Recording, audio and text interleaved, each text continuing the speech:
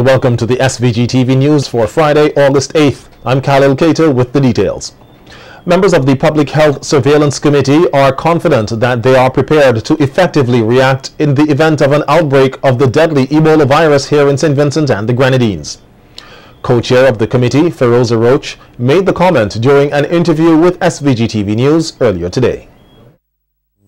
We also identify a location in the event an Ebola case is imported into St. Vincent. We have already identified a location where we can isolate persons. We also did an assessment of our resources, our stock levels, and we are in the process, we're procuring PPEs from PAHO. We have a few personnel protective equipment. We have a few, but I think we would need more. So we really prepared for Ebola. We don't want it, but if in case there is a case, we are well prepared. And Dr. Rosamond Adams also assured the public that the Ministry of Health, Wellness and the Environment will be forthcoming with information in the event that there is knowledge of a single case of Ebola in the country. Dr. Adams explains that one case of the disease can constitute an outbreak. Because of the high fatality of this virus and that it is easily spread, then if we suspect, we will take action. So we will not wait until we do have confirmation that the person has Ebola to start taking action. We will then, if we suspect you, then we will start taking action. If we do have suspected cases, we will come to the public and we will let them know. Because once there are suspected cases, then we want people to ensure that they're taking the necessary measures to protect themselves. Having said that, we do not have to wait until we have suspected cases nor confirmed cases to start taking proper measures to protect ourselves. So we are stressing again, and I am going to stress the need for proper personal hygiene, communal hygiene also, and also for healthcare workers to adhere to universal precautions when they're seeing patients. According to Dr. Adams, there is no known vaccine against the Ebola virus, and medication for treatment is now in its clinical stages. Treatment, Dr. Adams says, includes intravenous fluids to keep the patients hydrated. He says that protection against the disease is essential by persons practicing proper personal and communal hygiene. The treatment is generally supportive. So the patient is given IV fluids to keep them hydrated, and treatment is symptomatic pain management, etc. So we do have IV fluids in stock. We do have antipyretic medication in stock for if the patient has fever, and we do have oral ORS, oral rehydrating salts for if we have to hydrate the patient. When these patients may go on to get very complicated, there might be internal and external bleeding, there might be multi-organ failure.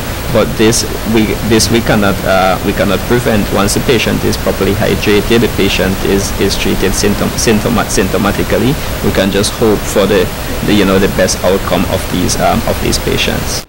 The co-chair of the National Surveillance Committee, Fisheries Roach, explained that the ministry has been proactive in dealing with the Ebola virus long before the declaration was made by the World Health Organization that the virus was an international public health emergency. Roach says her committee recently met to revise and update the contingency plan, which includes constant monitoring at the various ports of entry. In the plan, we are going to heighten our surveillance at port of entries, and that would take into consideration updating the immigration officers on how to screen, paying specific attention to persons' travel history. We are also conducting health educational session with our healthcare workers, because they need to know about Ebola, how they can prevent it, and in the case that we have a case imported into St. Vincent, how to manage it and how to contain the spread. Today is not only the birthday of Prime Minister Dr. Ralph Gonsalves, but also marks 9 years since he announced the construction of the Argyle International Airport project. And according to reports, the project is said to be progressing smoothly. Yesterday, members of cabinet and the media toured the airport site and were updated on the progress and work which is still to be done. The Prime Minister is adamant that the international airport will be completed soon and his government will officially open it. Including those who had their doubts, their skepticism, and who wanted to pull it down at every turn. This is an existential project for the people of St. Vincent and the Grenadines. Meanwhile, Prime Minister Gonsalves disclosed yesterday that he received an invitation from the Chamber of Industry and Commerce in Dominica to lead the discussion on the construction of an international airport in that country. This is how it's going, because Dominica is the last one of the CARICOM countries outside of take out Montserrat to have an international airport, and we undoubtedly will do our best to help Dominica. The Argyle International Airport project can be completed by the end of 2014, barring extreme adverse weather conditions. Chief Executive Officer at the IADC, Dr. Rudy Matthias, says they are substantially advanced on the runway and will soon commence applying the base material. The engineers have advised that we perhaps shouldn't apply the base material given the rainy conditions just until we are ready to start paving the runway, that is applying the asphalt layer. So what you see out there is essentially almost now ready to receive the base material and to receive the final asphalt that we are going to put on the runway. Dr. Matthias also notes that the concrete work has started. Pretty much around the 1st of July, and we started in the apron area, and the works are progressing fairly well considering the adverse weather conditions that we've had in July. But we believe, and we are working very hard to trying to complete, and I say complete meaning substantially complete, the apron works as well as the turning heads, which we are going to put in concrete by the end of this year. The certification of the international airport is the main area of concern for Leader of the Opposition NDP, Arnim Eustace. He is of the view that for the facility to become fully operational, the airport needs to be first certified by international aviation authorities, including the Federal Aviation Authority in the United States, before international airlines are given clearance to operate here.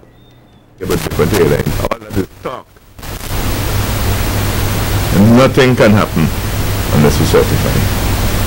We're certified by ICAO and also the FAA. So don't tell anybody OECS authority. I'm not interested in that. I'm interested in the IATA, which is the International Institution for the Earth Purpose, and the FAA of the United States, and the equivalent in the UK and so on, how they see that running, and therefore how their aircraft will move. That's what I want to hear. I'm not interested in how they do the whole talk, because I very regard it as whole talk. I want to know that the quality of the work we put down there is internationally acceptable, and that the airport can therefore be certified.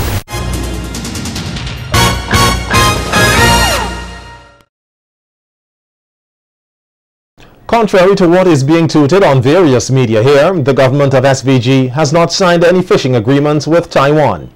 Prime Minister Dr. Ralph Gonsalves says there have been claims by a political organization here who produces advertisements stating that Taiwan is ripping off SVG of millions of dollars and giving back peanuts. However, Dr. Gonsalves stresses that this claim is false.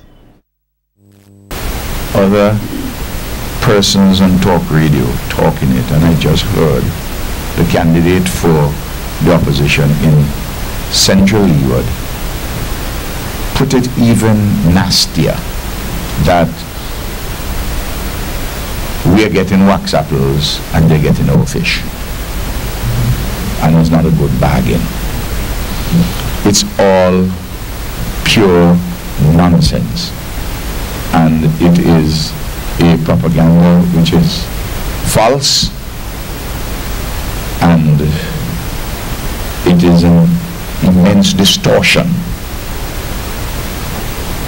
as to what is actually taking place.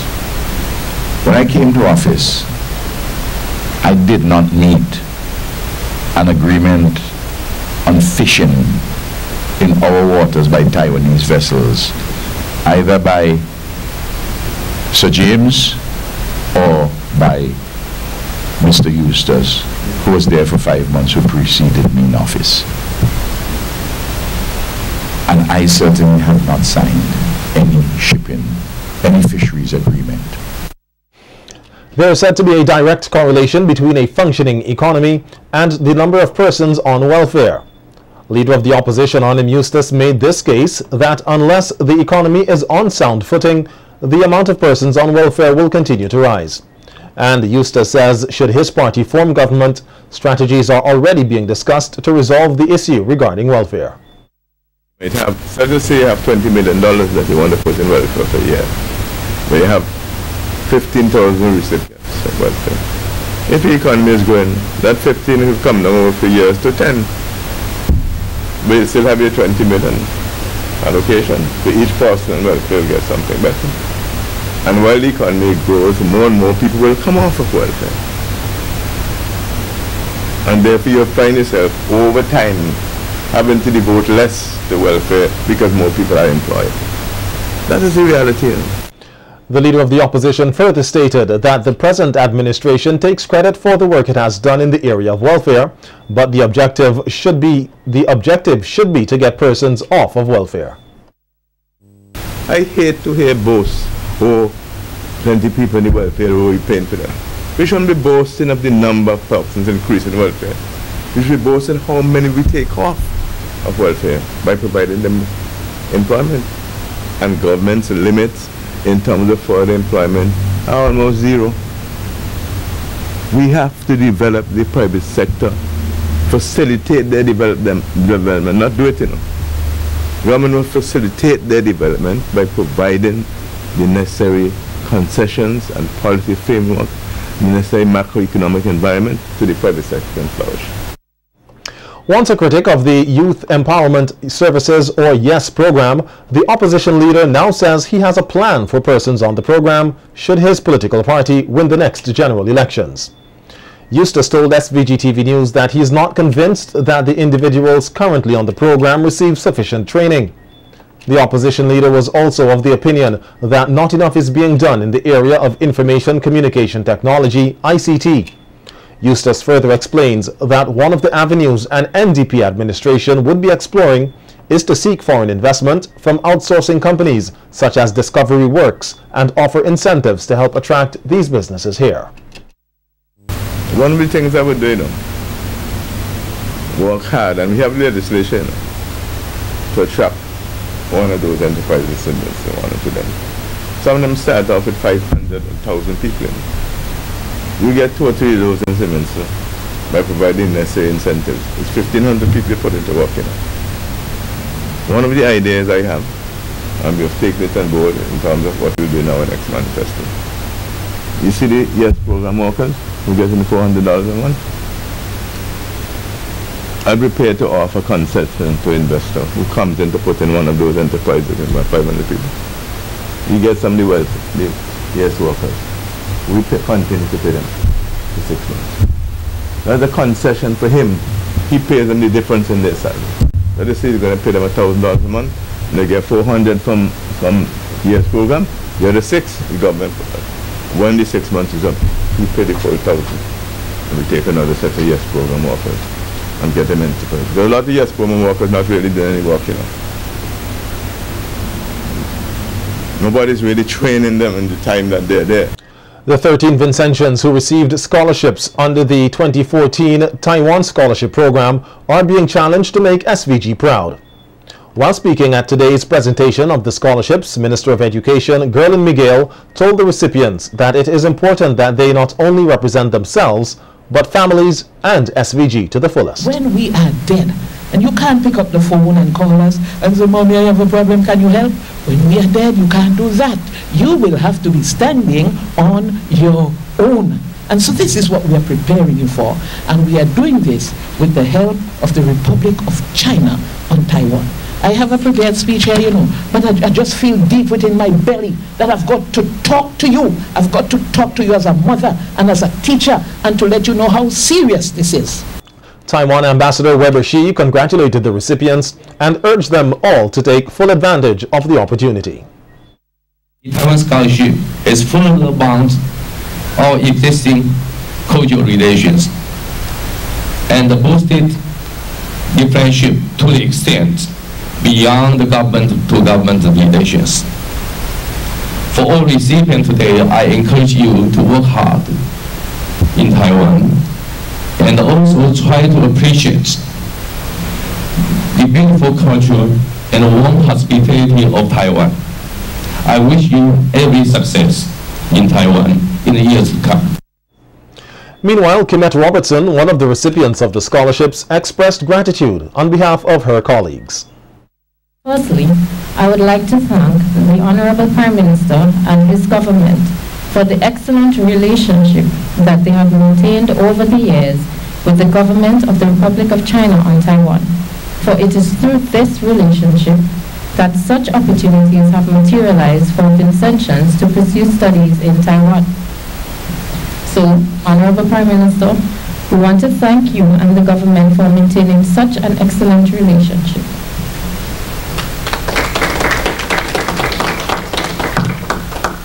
Secondly, I wish to thank His Excellency, the Ambassador, and the government of the Republic of China on Taiwan for affording us this privilege to study in Taiwan. Without it, many of us might not have been able to complete a first or second degree.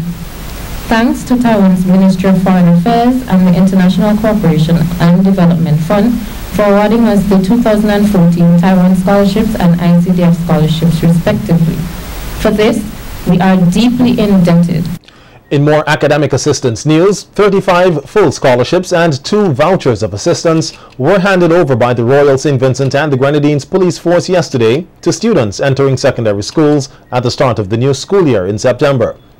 The recipients are children of police officers who were successful in the recent sitting of the Caribbean Primary Exit Examination, the CPEA. Speaking at the handing over ceremony on Thursday, Acting Commissioner of Police Reynold Hadaway complimented the recipients for successfully completing the primary phase of their education. I know that every one of you is beaming with joy and excitement, and even more so your parents, and you have every reason to be. I'm also quite certain that you're all eager and raring to be clad in your new uniforms and to turn up at your new schools in September to start your secondary education. I will, however, urge you to not allow the eagerness and passion to fade as the days roll on over the next 5 years in some instances, and 7 years if you are going on to colleges.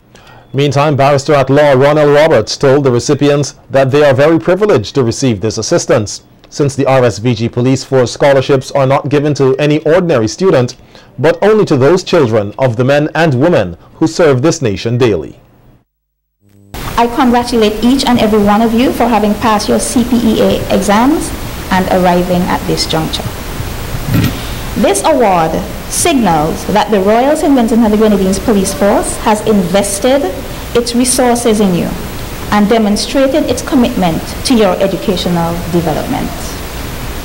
I urge each of you to take full advantage of this opportunity that has been afforded to you by virtue of your parents, like I did. You now stand on the threshold of something amazing, which is your secondary school education.